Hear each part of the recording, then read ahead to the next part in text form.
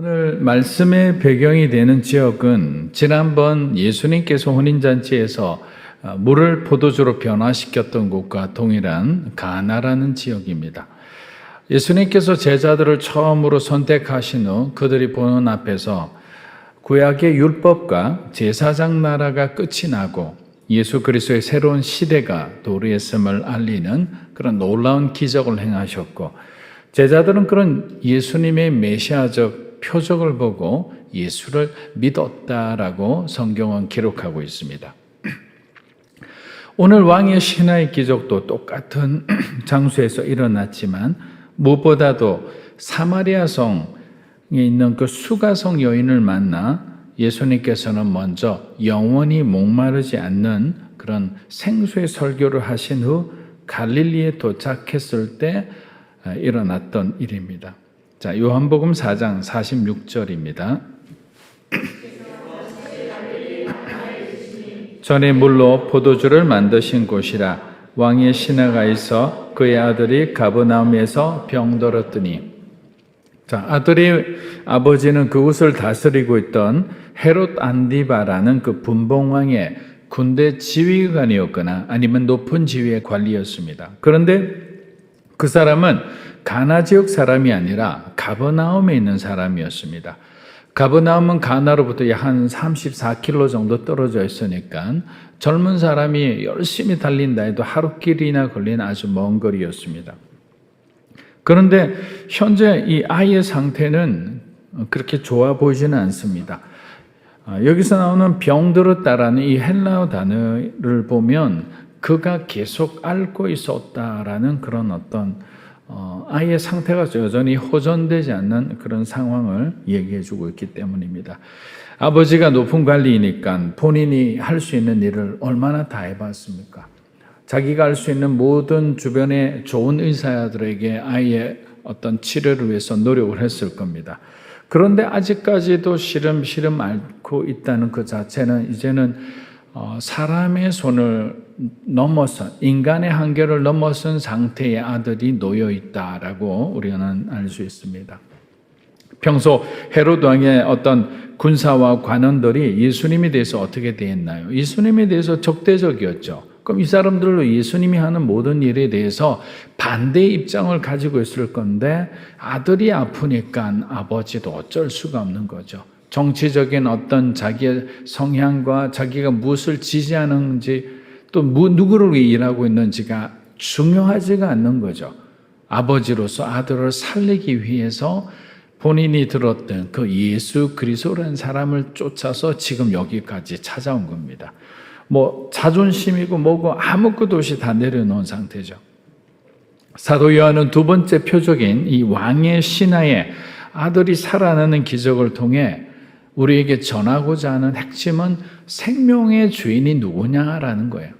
누가 우리에게 진정한 생명을 주시는 분인가? 이 땅에서 살아갈 때도 우리가 하나님으로부터 그런 생명이 있잖아요. 그 생명이라는 것은 굳이 저와 여러분이 영원한 어떤 생명만을 말하는 것이 아니라 그리스도인이 가는 곳이면 그곳이 살아나야 되는 거예요. 여러분을 통해 누군가와 교제한다면 교제하는 그 대상이 힘들고 어려울 때 여러분이 주님을 소개할 수 있잖아요. 예수를 전하고 복음을 전함으로 인해서 그 친구에게는 새로운 살아날 수 있는 그런 기회를 얻을 수 있다라는 거죠. 또 성령 충만한 사람들이 그곳에 가면 왠지 어떤 그룹은 굉장히 신이 납니다. 흥이 납니다. 굉장히 반목하고 서로 간의 관계가 안 좋았던 그런 어떤 모임이 갑자기 모임이 활기차지고 모이고 싶은 그런 어떤 게 되는 거죠. 왜 그럴까요? 성령으로 충만한 사람에게는 하나님을 닮은 훌륭한 인격과 성품이 있죠. 예민한 사람에게도 품을 수 있는 넉넉한 마음이 있습니다. 바라지 못한 어떤 길을 선택하는 사람에게는 지혜롭게 고면할 수 있는 능력이 있는 거죠. 그게 바로 그리스도인들이 가져야 돼요.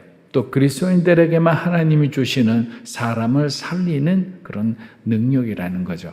왜냐하면 성경에서는 살리는 영이다 그랬습니다.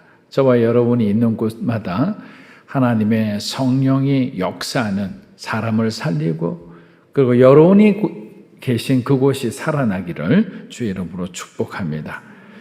자, 가나안 혼인잔치에서는 율법의 항아리에 담겨 죽어가는 그 영혼들을 예수님의 말씀 한마디로 그 죽은 물이 아니라 생명을 상징하는 예수님의 피, 그 포도주로 변화했던 거죠.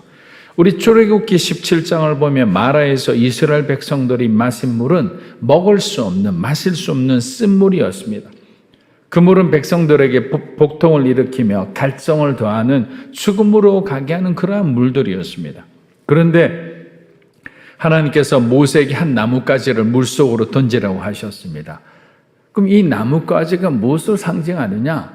예수님의 십자가를 상징하는 예표죠.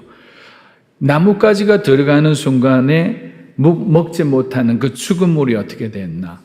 먹을 수 있는 생명의 물, 아주 단 생명의 물이 되었던 겁니다. 그 물의 성질이 바뀌었던 거죠. 앞서 말씀드린 것처럼 마찬가지입니다. 예수님이 저와 여러분의 삶에 찾아오면 죽어가던 영혼이 살아나는 거예요. 의심 많고 불안한 그 사람들의 영혼이 변하게 되어 있는 거죠. 그러나 예수님을 만나지 못한 사람들은 세상 염려로 늘 한가득합니다. 여러분, 천석군은 천석군의 걱정이 있고 만석군은 만석군의 걱정이 있다는 옛말들이 있어요. 부자라고 해서 다 평안한 건 아니에요. 더 큰 부자라고 해서 더 평안한 게 아니에요. 부자는 부자만큼의 또 부자이기 때문에 겪는 그런 고난과 근심과 걱정이 있다는 거죠. 그렇기 때문에 세상에는 어떻게 보면 다 공평한 겁니다. 각자 자기 위치에 맞는 그런 고민을 하면서 살아가는 거죠. 그런데 그것을 해결하지 못한 가운데 계속 여러분의 인생에 가시가 박혀 있는 상태라면 얼마나 불편합니까? 움직일 때마다 쓰린데 그러면 그 가시를 빼야 되잖아요. 그럼 우리가 자유로울 수 있는 거예요. 그 죄의 가시를 벗겨내고 빼낼 수 있는 분은 예수님밖에 없는 거예요. 그래서 우리는 예수님께 다가가야 되는 거죠. 예수님을 영접해야 되는 거죠. 예수님이 우리의 삶의 주인이 되게 우리의 중심을 비워드리고 그분이 우리 인생을 이끌고 가도록 해야 되는데도 불구하고 아직까지도 우리는 저와 여러분의 삶의 주도권을 예수님께 내어드리기를 힘들어하죠. 인정은 합니다. 그리고 주님을 리스펙하죠. 그분이 또 필요하면 언제나 주님을 콜합니다. 그런데 우리의 삶의 가장 중요한 곳에는 놓지 않아요. 놓은 듯 보이지만 결국 여러분이 결정하는 어떤 선택의 끝을 바라보면 그곳에 세상이 있는지 예수 그리스도가 있는지를 우리는 명확하게 알 수 있는 거죠. 부인할 수가 없습니다. 정확한 데이터로 다 나오게 되어 있는 거죠. 그렇기 때문에 저와 여러분의 매일매일의 선택에 따라 우리는 살 수도 있고 죽을 수도 있다. 또 우리를 통해 누군가를 살릴 수도 있고 오히려 누군가를 죽일 수도 있다. 이것이 바로 하나님과의 관계에서 우리에게 가장 중요한 그 생명이라는 그 놀라운 비밀이라는 것입니다. 요한복음 4장 47절입니다. 그가 예수께서 유대로부터 갈릴리로 오셨다는 것을 듣고 가서 청하되 내려오셔서 내 아들의 병을 고쳐주소서 하니 그가 거의 죽게 되었습니다. 자, 여기서 아주 중요한 단어가 나옵니다. 자막 그대로 잠시 놓고요. 47절을 보니까 어떤 단어가 중요할까요? 그가 예수께서 유대로부터 갈릴리로 오셨다는 것을 듣고 가서 청하되 내려오셔서 자, 점점점점입니다. 여기서 가장 중요한 단어는 가서입니다. 가서. 자, 그가 가서. 근데 이 가서라는 단어는 헬라어로 보면 좀 구체적으로 나옵니다. 그분을 향하여 떠나갔다라는 거예요. 예수를 향하여 떠나간 삶. 믿음으로 사는 교회가 예수를 향해 간다면 우리가 걱정할 게 뭐가 있겠습니까? 지금 우리의 모습을 보는 게 아니잖아요. 저는 여러분이 지금 몇 명이 이렇게 제가 헤아릴 수 있을 만큼이지만 이제 몇 년 아시면 제가 헤아릴 수 없을 만큼 하나님의 귀한 정말 성도들이 많으리라 믿습니다. 이렇게 보고 가는 거예요. 믿음은 보는 거죠. 지금 오늘을 보고 살아가는 게 아니고 내일을 보고 살아가는 거죠. 또 나의 시각으로 보는 게 아니라 하나님의 시각으로 보기 때문에 우리 마음은 늘 희망이라는 그 공간을 두고 우리가 살아가는 겁니다. 근데 아버지는 그분을 향하여 떠나갔다라는 거예요. 여러분들도 예수님을 향해 떠나가기를 주의 이름으로 축복합니다. 문제가 있는데 세상을 향해서 나아가 봐요. 세상에서는 우리에게 어느 정도는 해줄 수 있겠죠. 아픈 거 수술해 줄 수 있습니다. 마음 상한 거 좋은 상담가를 만나면 위로받을 수 있어요. 우리의 영혼을 건드릴 수 있는 사람은 예수님밖에 없잖아요. 그런데 그 해결될 수 없는, 또 해결할 수 없는 그 사람에게 그 문제를 가지고 가는 사람만큼 어리석은 사람이 어디 있겠습니까? 이 사람은 예수님을 향해 가기로 결단했던 거죠. 그 선택부터 이제 아들의 기적까지 이르는 모든 여정이 의외로 순탄하게 이루어지게 되는 겁니다.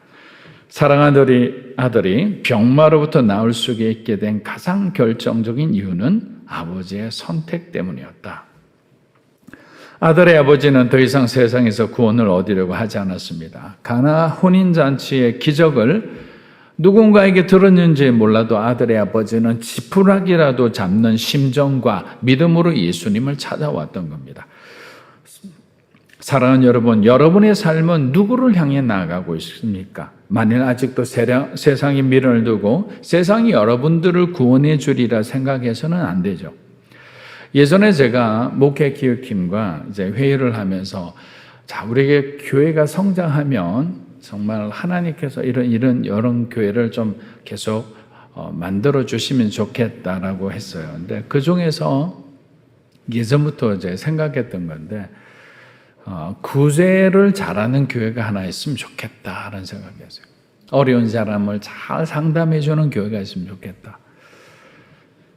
어디 가서나 이렇게 막상 교회 와도 그런 어떤 일반 목회를 중심으로 하는 교회가 많지, 정말 어렵고 힘든 사람들을 위해서 뭔가 직접적인 도움을 주기 위해서 이렇게 만들어진 교회는 드물기 때문입니다. 그래서 그때 교회 이름을 지푸라기 교회라고 한번 지어봤습니다. 왜? 지나가다가 지푸라기 교회 딱 보면 붙들고 오고 싶을 거 아니에요. 여기는 내가 붙잡을 게 뭔가 있는 것 같다. 그러니까 지푸라기 교회를 해놓으면 그곳에 와서는 정말 누구나 세상에 정말 낙심해서 죽음을 묵상하는 사람이면 이곳에 와서 그 지푸라기가 정말 잡으면 끊어질 줄 알았는데 그것이 바로 예수 그리스도라는 걸 우리가 알려주는 거예요. 그것이 믿음이라는 것을 깨닫게 해주는 거죠. 그리고 또 하나 더 이렇게 상상은 죄가 아니잖아요. 계속 생각하는 거예요. 그 다음에는 우리 청소년들, 아동들. 이제 제가 주일학교의 확장으로 교회를 하나 생각해 보는 거예요. 그러니까 우리는 교회 안에 주일학교가 있잖아요. 근데 저는 이제 여러 개 교회가 있으면 우리 교회에서 형성된 4-5개 교회가 있다면 그 교회에서 특별한 교회 하나를 만드는 거죠. 이거는 이제 아동부와 소위 말하면 중고등학생만 다니는 교회예요. 그리고 이 교회에서 선생님을 파송해요. 교육자를 파송해요. 그 물론 헌금도 우리가 다 여기서 대주죠. 왜? 1,000원, 500원씩 헌금하는데 거기서 우리가 교회를 어떻게 운영하겠습니까? 교회가 다 지원해요. 왜 그러냐면 사실 이게 부모들이 잘 안 돼요. 왜냐하면 세상이 기본적으로 경쟁 구도 안에서 선행학습을 하고 그러다 보니까 공부는 잘하고 또 좋은 대학을 가고 세상에선 성공했는데 인격적으로 다 이렇게 뭔가 이렇게 무너진 사람들이 검사가 되고 판사가 되고 나라의 어떤 중요한 위치를 차지하고, 이거는 우리는 아주 어떤 지식인을 생성하는 게 아니고 위험한 무기들을 만들어내는 거예요. 그 사람들이 폭탄이 되는 거잖아요. 그러니까 교회에서 정말 성경적으로 잘 가르치고 정말 하나님을 믿음으로 하고, 그렇다고 공부를 안 하는 게 아니고 우선순위에 대해서 말하는 거죠. 철저하게 하나님 중심의 신앙을 갖게 하는 거죠. 학원으로부터 아이들에게 마음껏 뛰놀 수 있는 운동장을 그들에게 돌려주라. 그래서 그라운드 처치를 하기로 했어요. 그래서 지푸라기 교회와 그라운드 처치. 근데 이 그라운드 처치를 정말 잘하는 미국의 교회가 있었어요. 이제 뭐 LA 다저스의 커쇼, 뭐 이런 유명한 선수들, 그 농구 선수 중에 스테판 커리, 이런 사람들이 다 이런 어떤 이 단체에서 다 신앙으로 자라서 훌륭하게 된 사람이에요. 그러니까 그들은 항상 골인을 넣든지 뭐 정말 승리를 하게 되면 먼저 기도를 하는 게 하나님 앞에. 그런 믿음을 가지는 지푸라기 교회, 그라운드 처치. 자, 이런 것이 뭐냐? 하나님을 향해 가는 사람만이 생각할 수 있는 거예요. 하나님만이 향해 가는 사람만이 참여할 수 있는 거고, 하나님을 향해 가는 부모들만이 선택해서 그 아이들을 그렇게 신앙으로 훈련시키겠다는 마음을 가지게 되는 거예요. 그런데 우리는 이 마음이 세상을 향해 가면 어떻게 될까요? 대시동의 어느 학원이 가장 좋은 학원일까? 어느 선생님이 고액가에도 돈이 안 아깝더는 이제 다 투자할 수 있잖아요. 또 세상 가서도 마찬가지야. 그 안에서도 또 경쟁이죠. 근데 우리 인생은 뭐 요즘은 100세 인생이라지만 100세까지 마음껏 사세요. 그러고 난 뒤에 그 이후에는 어떻게 하시겠어요? 죽은 이후에는 생각 안 해보시나요? 생각을 해야죠. 죽음 이후에 영원한 삶과 연결이 되느냐 연결이 되지 않느냐에 따라서 우리 운명은 완전히 180도 달라지는 거예요. 그렇기 때문에 저와 여러분은 하나님을 아는 한 너무 우리의 삶 가운데 우리 스스로 뭔가를 만들기 위해서 고민하거나 염려하거나 불안해하지 마시라는 거죠. 다시 한번 하나님께 여러분에게 조금이라도 방향이 잘못되었다면 하나님을 향한 그 정도로 가시기를 주의 이름으로 축복합니다.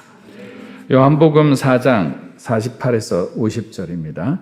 예수께서 이르시되 너희는 표적과 기사를 보지 못하면 도무지 믿지 아니하리라. 신하가 이르되 주여 내 아이가 죽기 전에 내려오소서. 예수께서 이르시되 가라 내 아들이 살아있다 하시니 예수께서 하신 말씀을 믿고 가더니 예수님께서는 눈에 보이는 기적과 표적을 보고 믿는 믿음을 중요하게 여기지 않으셨다라고 합니다. 자, 예루살렘에서 이곳에 오시기 전에 성전 정화 사건을 일으켰어요. 예수님 공생애하고 6개월도 채 안 된 시점이었어요. 그리고 난 뒤에 예루살렘에 있을 때 니고데모가 예수님을 찾아왔어요. 그리고 예수님은 그에게 거듭나는 이 본 어게인하는 생명에 대한 얘기를 전해줍니다. 사실 니고데모는 나중에 거듭났죠. 그리고 예수를 믿었죠. 그리고 마지막 예수님의 십자가에 죽으셨을 때 예수님의 시신을 처리한 사람은 다른 제자들이 아니었어요. 바로 니고데모와 아리마대 요셉, 거의 70이 넘은 두 노인네, 이 두 사람이 예수님의 마지막을 정리했던 사람이에요. 예수님의 그 무덤조차도 요셉의 무덤을 자기 자신이 자기의 무덤을 예수님 위해서 내어드린 사람이잖아요. 생명에 대해서 요한은 계속 반복적으로 얘기하는 거죠. 니고데모에 대해서도 생명을 얘기했습니다. 가나 혼인잔치에 물이 포도주가 되는 것도 생명의 변화이죠. 또 사마리아에서 만난 그 여인에게 영원히 목마르지 않는 생수도 생명에 대한 얘기죠. 지금 오늘 여기서 말하는 것도 생명에 대한 얘기를 하는 거죠. 어떻게 생명을 얻을 수 있을까? 믿음이라고 하는 거죠. 왕의 신하의 아들에게는 믿음이 너희를 구원해 주리라. 너희 아들을 살려주리라. 죽음 가운데 있는 아들을 살려줄 수 있는 것은 바로 네가 나를 믿는 바로 그 믿음 안에 생명이 들어있다라는 거죠. 여러분이 믿는 그곳에 생명이 있는 거예요. 만약에 여러분이 그리스도를 믿지 않으면 그곳에는 생명이 없죠. 세상을 믿으면 그곳에는 생명이 있나요? 허망한 아무것도 아닌 정말 죽음만이 남아있는 거죠. 그러나 하나님이 계신 땅에는, 하나님의 백성이 있는 땅에는 비가 내리고 그곳에는 재앙이 임하지 않고, 그러나 하나님이 없는 그 애굽 땅에는 독종이고 우박이 내리고 엄청난 그런 재앙들이 있듯이 하나님은 세상에 있는 사람 안에서도 구별해 주시는 겁니다. 우리가 그것을 알면 두려워하지 않겠죠. 사랑하는 여러분, 지금 요한은 두 번째 표적을 통해 점점 더 우리가 믿음에서 생명으로 가기를 원하는 겁니다. 우리들이 구원받는 것도 마찬가지입니다. 자, 왕의 신하는 예수님의 기적을 믿었고 예수님이 자기 아이를 기도해 주시면 생명이 돌아올 것으로 믿었던 겁니다. 그런데 예수님께서 아들의 아버지에게 이렇게 말합니다. 내 아들이 살아있다. 그러니 너는 집으로 돌아가라. 이게 믿기지가 않는 소리잖아요. 자, 34km를 허겁지겁 달려온 아버지입니다. 그런데 만약에 예수님이 말씀하는 것을 너무 믿고 싶은데 만약 막상 달려갔더니 아들이 여전히 아프고 살아있지 않으면 지금은 예수님이 앞으로 어디로 가실지 모르잖아요. 지금 예수님이 한 번 붙들고 있는데 이 사람 입장에서는 이 순간이 굉장히 갈등이 되는 순간이에요. 예수님을 불신하는 것은 아닌데 그래도 자기한테는 뭔가 최후의 보루로 붙들고 싶은 게 있을 거예요. 그런데 예수님을 바라봅니다. 우리 아버지가 바라보는 순간에 믿음이 생기기 시작한 거죠. 예수님을 바라보는 순간에 자기가 갖고 있던 의심이 사라지기 시작하는 거예요. 예수님께서 그에게 말씀하실 때 그가 고개 숙이고 있을까요? 간절한 마음으로 바라볼 거 아니에요. 그래서 신앙은 바라봄의 법칙이에요. 오병이어 때 예수님께서 어떻게 하셨나요? 하늘을 우러러 가라사대라고 했어요. 요한복음 17장 대제사장의 기도로 마지막 남아있는 자들을 위해서 기도했을 때 예수님께서는 하늘을 우러러 기도했는 거예요. 예수님조차도 하나님을 바라보듯이 우리도 주님을 바라보는 순간에 믿음이 생기는 거예요.